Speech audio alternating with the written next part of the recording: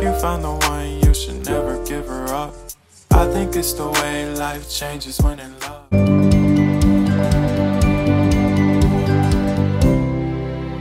Hello everyone, I am Mai and welcome back to my channel. Today is a good day to do another unboxing.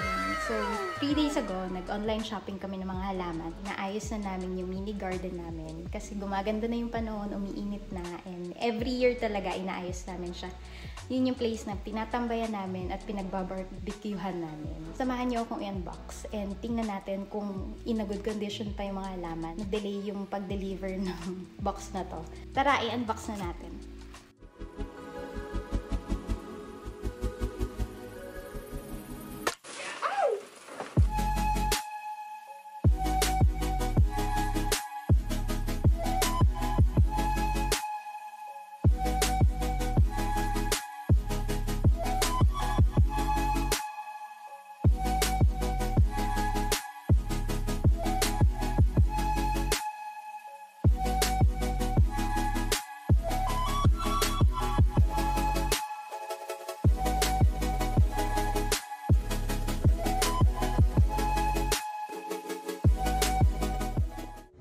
So, ililipat natin yung lavender. Ito, sa mahabang to.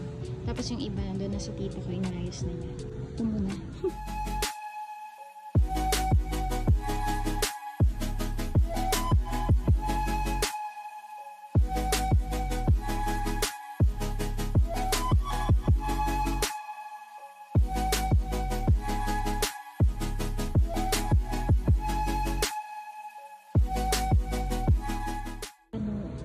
Lavender. Ito medyo tuyo na, pero pag naarawan at after ilang days, gaganda na daw. Yan. Napakabango. Habang naghahalaman ako, parang nare-relax ako. Charap. Tapos yan, 3 na yung rose. Ito yung mga binili namin. Puro red to. Hindi namin alam na sanga pa lang ibibigay. Yung hortensia, papakita ko yung mga pictures niya. So, another hortensia. And ito, camellia din yata. Partner nito. Nung dumating siya, binabad muna ng tita ko sa tubig para hydrated ang mga halaman. Yan. Siguro after few days, gaganda na nito.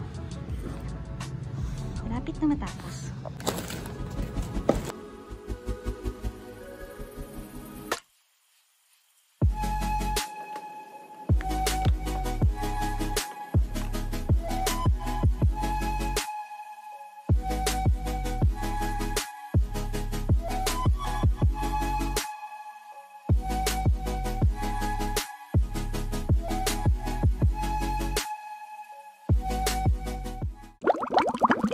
Linisan namin yung iba, tapos na-repack na rin namin.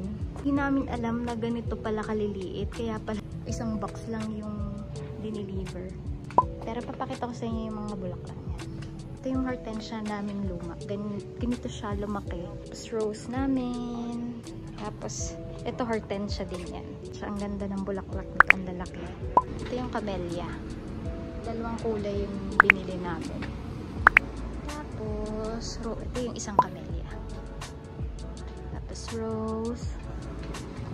Ito yung lemon na pinalago ko noon pa. From the seed to. Tsaka ito, mas malaki na. And yan, lavender. Tapos kaya ito yung mga in-order namin kasi matibay siya sa winter.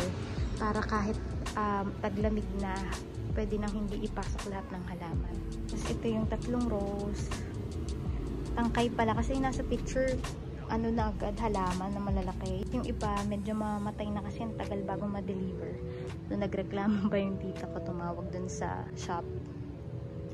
Tapos yan, abangan na lang natin pag medyo tumubo na yung mga bulaklak. Pupunta kami sa bilian ulit ng halaman dahil nadismaya yung tita ko dun sa mga nabili namin online. Ngayon, bili kami dito sa malapit. Maulan at malamig. So, papakita ko sa inyo yung vlog namin binili ng bulaklak na meron konting halaman. Magaganda din yung mga binili. Nandito na tayo. Yung tita ko at saka yung pinsan ko na una nasa loob.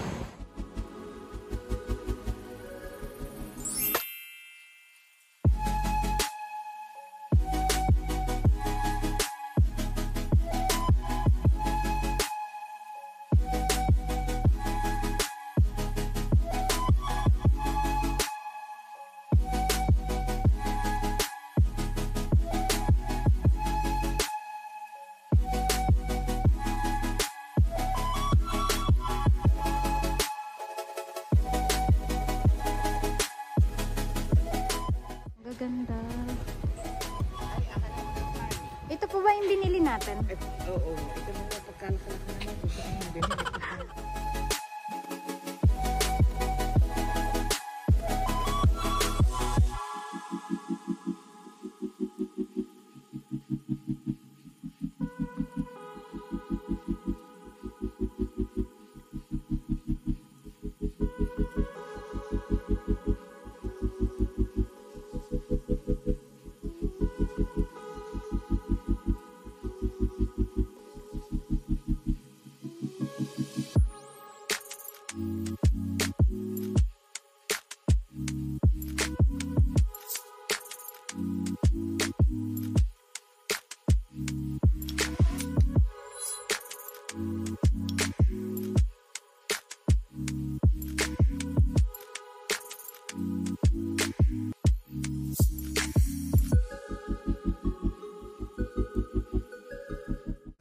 Wala bang ibang kulay? Ito maganda.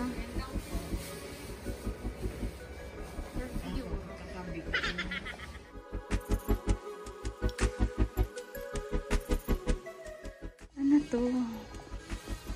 Grapes.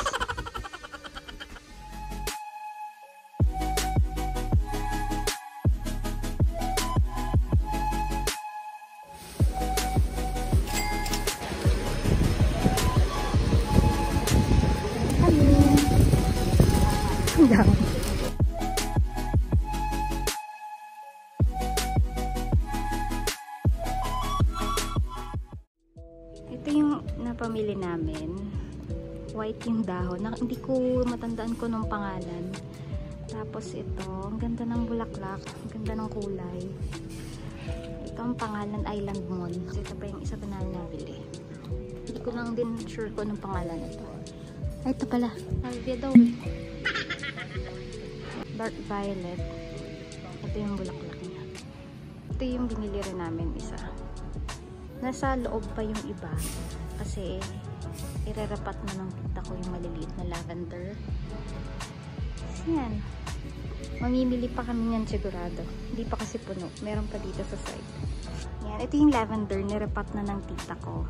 Compare mo naman dito sa tanggap namin kahapon. Galing online shop. Ito yung last namin na pamili. Sabi ng tita ko para dong dama de noche. Mabango din siya. Pink yung labas. White yung bulaklak nito. Ito lang, ayun o. Ito. Diba? Libreng dilig na today kasi umuulan ngayon. Or pinupuno namin tong garden. So para pag summer na, mga bulaklak na yung iba.